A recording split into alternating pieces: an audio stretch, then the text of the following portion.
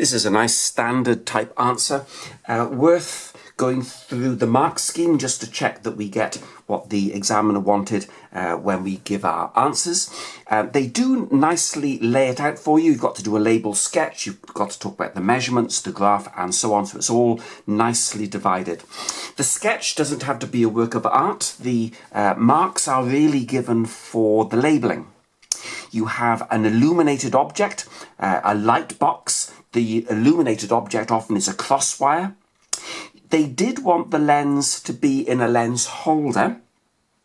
And of course you need a screen and you need a meter stick. And the other thing to make sure that is very clear is we're going to talk about object distances, the distance from lens to object. We're going to use the letter U for that. And the image distance from lens to screen, that's going to be a letter V.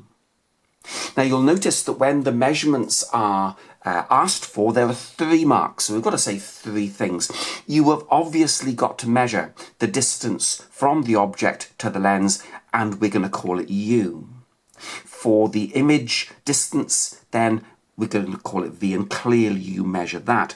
But for the 3rd mark, you've got to say, well, you've got to do this for at least 5 different pairs of values. That seems to be the standard number of pairs of values required for a valid graph. And the other thing that they did want you to say was that when you measure your object and image distances, you've got to adjust the position of the lens to get a sharply focused image. So regardless of whether you think there's a mark for it, say it, because in this particular mark scheme, they did want you to talk about that.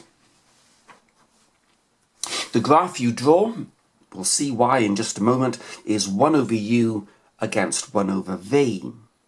Now the reason for that graph, of course, is because the lens equation, we don't have to know where it comes from, we simply accept that it's true, is that 1 over U plus 1 over V is equal to 1 over F. And we're going to try and find F. Now what you do is you compare that with the equation for a straight line, and in order to do that, one of the variables you've got to make the subject of the formula. Now you're varying U and varying V.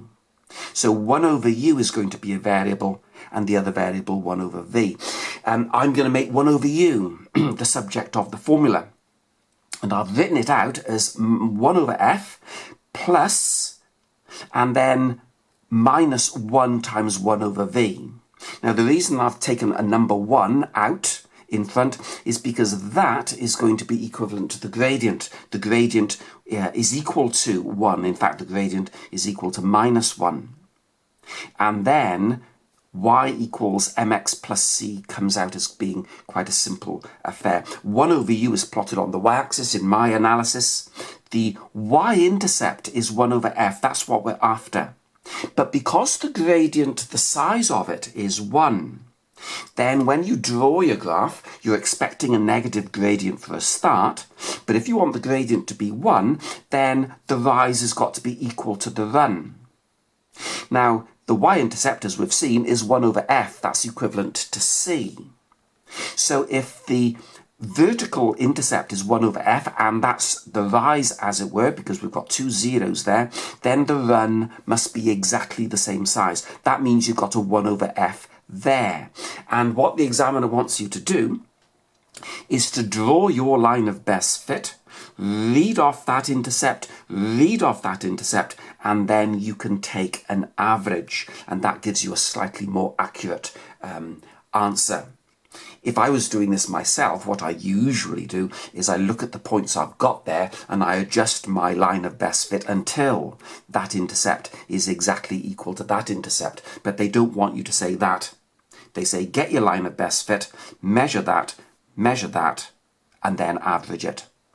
So that's what they want you to say in part D. Get the intercept on the y-axis, also the x-axis, calculate the average, and then the focal length is 1 over the average value of your intercept.